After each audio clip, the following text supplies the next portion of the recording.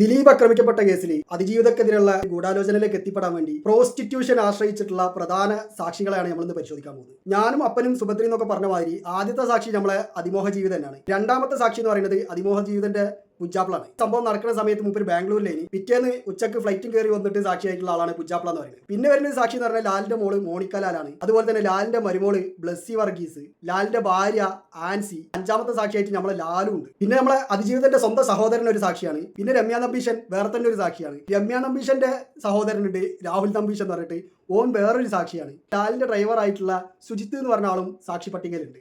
ഈ കേസിൽ ഏറ്റവും പ്രധാനപ്പെട്ട മെറ്റീരിയൽ എവിഡൻസ് എന്ന് പറയുന്നത് നടി പീഡനത്തിനിരയായിട്ടുള്ള കാറാണ്.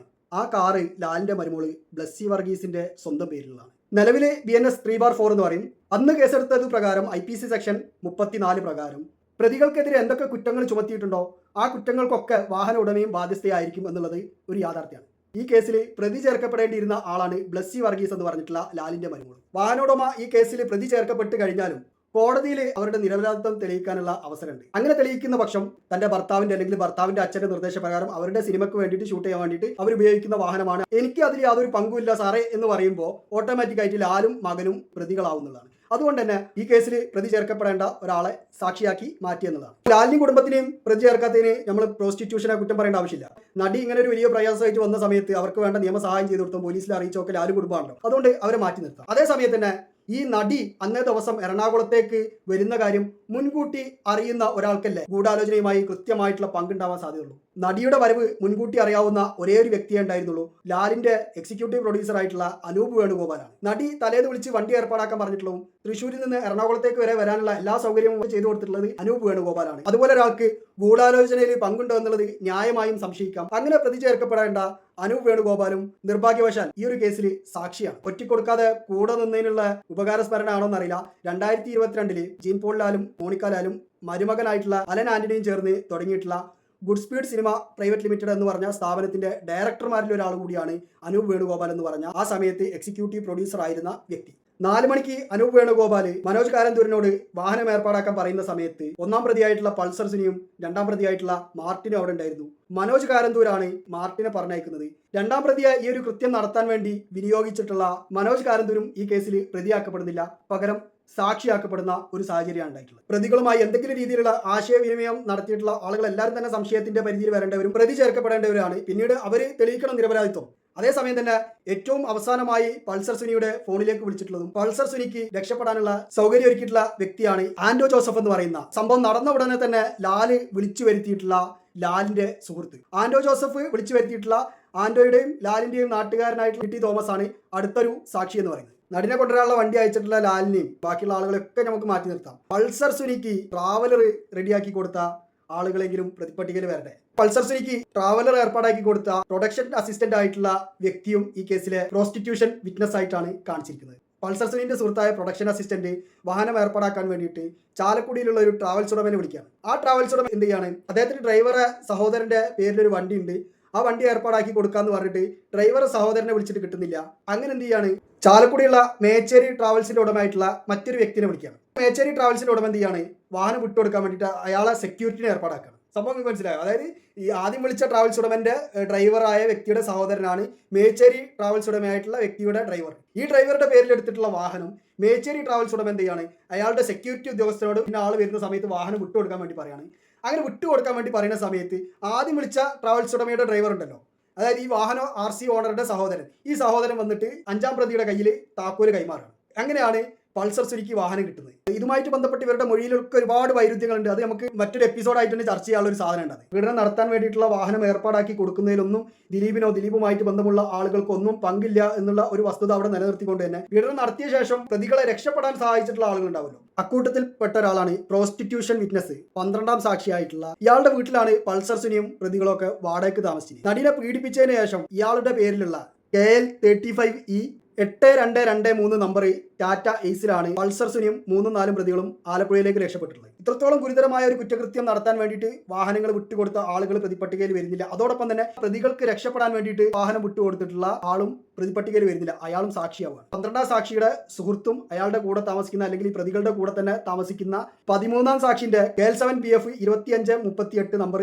ബൈക്കിലാണ് 5-6 പ്രതികൾ സംഭവ സ്ഥലത്ത് നിന്ന് രക്ഷപ്പെട്ടിട്ടുള്ളത്. അയാളും ഈ കേസിലേക്ക് സാക്ഷിയാവുകയാണ്. മാത്രമല്ല ഈ ഒരു കേസിൽ പ്രതിയാവേണ്ടിയിരുന്ന 12ാം സാക്ഷിനെ പിന്തുണച്ചുകൊണ്ടുള്ള മൊഴി കൊടുത്തിട്ടുള്ള വ്യക്തി കൂടിയാണ് ഈ ഒരു 13ാം സാക്ഷി എന്ന് പറയുന്നത്. പ്രതികൾക്ക് താമസിക്കാനുള്ള സൗകര്യം നൽകി രക്ഷപ്പെടാനുള്ള വാഹനങ്ങൾ നൽകിയിട്ടുള്ള ആളുകളൊക്കെ ഇവിടെ സാക്ഷികളായിട്ട് മാറുകയാണ്. ഇനിയിപ്പോൾ അവിടെ നിന്ന് രക്ഷപ്പെട്ട് നേരെ പോയിട്ടുള്ളത് ദിലീപിലേക്ക് കണക്ട് ചെയ്യുന്ന എവിടേക്കെങ്കിലും ആണോ എന്നുള്ളത് നോക്കുന്ന സമയത്ത് അവിടെയും പ്രതികളില്ല, സാക്ഷികൾ മാത്രമാണ്. 17ാം സാക്ഷിനാണ് ഇവർ നേരെ പോയി കാണുന്നത്. 17ാം സാക്ഷിന്റെ പേര് മനു എന്നുള്ളതാണ്. ഈ മനു എന്ന് പറഞ്ഞിട്ടുള്ള വ്യക്തിയെയാണ് ഇവർ ആദ്യമായിട്ട് നടിയെ പീഡിപ്പിക്കുന്ന ദൃശ്യങ്ങൾ കാണിച്ചു കൊടുത്തിട്ടുള്ളത്. അപ്പൊ തന്നെ ഇവർ കുറ്റവാളികളാണ് എന്ന് ബോധ്യപ്പെട്ടിട്ടുള്ള മനു എന്ത് ചെയ്യാണ്, ഇവർക്ക് ഫോൺ ചാർജ് ചെയ്യാനുള്ള സൗകര്യം ചെയ്തു കൊടുക്കണം. മെമ്മറി കാർഡിലേക്ക് ദൃശ്യങ്ങളൊക്കെ പൾസർ സുനി അവിടുന്ന് മാറ്റുന്നത് മനു കണ്ടു എന്ന് പറയുന്നുണ്ട്. പീഡന വാർത്ത ടിവിയിലൊക്കെ വന്ന് തുടങ്ങിയ സമയത്താണ് അവിടുന്ന് പോയിരുന്നത്. എറണാകുളത്ത് കുറ്റകൃത്യം നടത്തിയിട്ടുള്ള പ്രതികൾക്ക് മനുവിന് ദൃശ്യങ്ങൾ കാണിക്കാനും ഫോൺ ചാർജ് ചെയ്യാനും വേണ്ടിയിട്ട് മാത്രമായിട്ട് ആലപ്പുഴ വരെ പോകേണ്ടതിന്റെ ഔചിത്യം എന്താണ്, ആവശ്യം എന്താണെന്നൊന്നും പോലീസ് അവിടെ പരിശോധിക്കുന്നില്ല. അതിന് പകരം മനു സാക്ഷിയായിട്ട് മാറുകയാണ്. 14ാമത്തെ സാക്ഷിയായിട്ട് മനുവിന്റെ സഹോദരി മനിത എന്ന് പറഞ്ഞിട്ടുള്ള ഒരു സാക്ഷിനെയും കൂടി ഇവർ ഉൾപ്പെടുത്തുകയാണ്.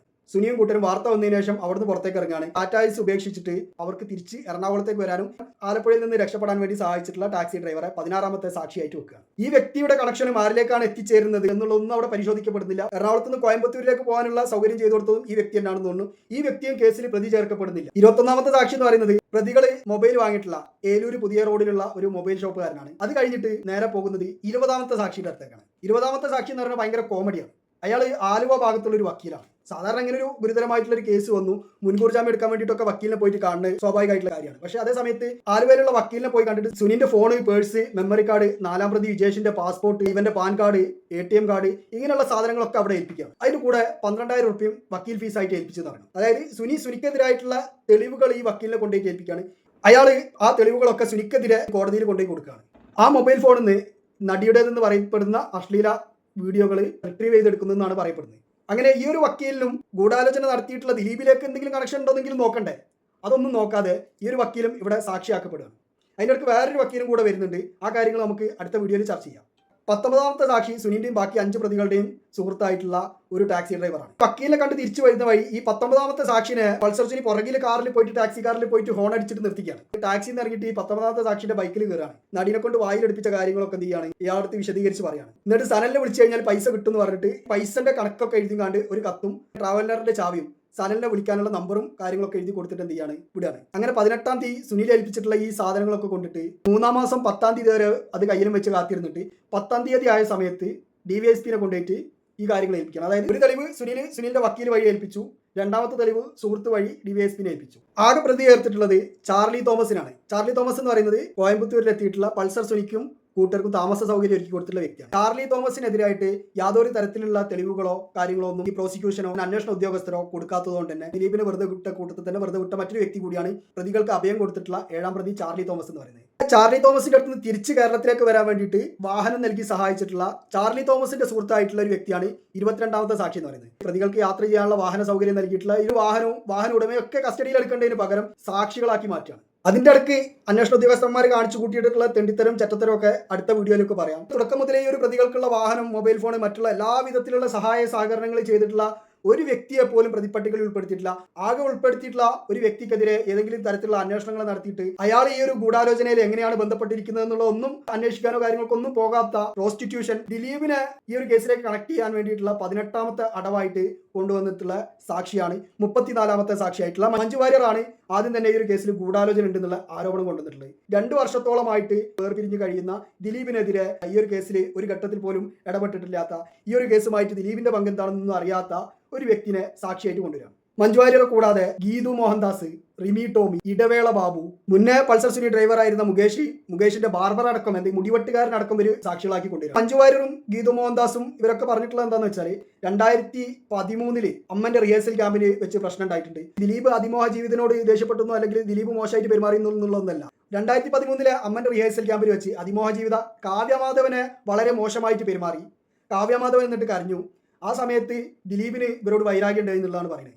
റിമി ടോമി പറഞ്ഞിട്ടുള്ളത് 2011 കാവ്യമാധവനും ദിലീപും കൂടെ എന്തോ ഒരു പ്രോഗ്രാമിന് വിദേശത്ത് പോയ സമയത്ത് മഞ്ജു വാര്യർ വിളിച്ചു കണ്ട് ഇവർ തമ്മിൽ എന്തെങ്കിലും ഡിങ്കോളിഫിക്കേഷൻ ഉണ്ടോ എന്നുള്ളത് അന്വേഷിച്ചു എന്നൊക്കെയാണ് പറയുന്നത്. അങ്ങനെ അതിന്റെ പേരിൽ അതിമോഹ ജീവിതത്തിനോട് ദിലീപിന് വൈരാഗ്യം ഉണ്ടായിരുന്നു എന്ന് പറഞ്ഞിട്ട് എന്ത് ചെയ്യാണ് ഈ പിന്നീട് അങ്ങോട്ട് നടക്കുന്നത് മഞ്ജു വാര്യരെയും ദിലീപിന്റെയും ഡിവോഴ്സ് കേസ് രണ്ടാമത് ചൂഴ്ന്നു നടക്കുന്ന പരിപാടിയാണ്. അപ്പോൾ ആർക്ക് ആരോടാണ് വൈരാഗ്യം, എന്തിനാണ് വൈരാഗ്യം? മഞ്ജു വാര്യർ സാക്ഷി പറയുന്നിടത്തും ഗൂഢാലോചന ഒക്കെ പറയുന്നിടത്തും ആരാണ് ഗൂഢാലോചന നടത്തിയത്, ആർക്കെതിരെയാണ് ഗൂഢാലോചന നടത്തിയത് എന്നുള്ളതൊക്കെ അത്യാവശ്യം അന്നം തിന്നുന്ന ആൾക്കാർക്ക് മനസ്സിലാക്കാൻ പറ്റും.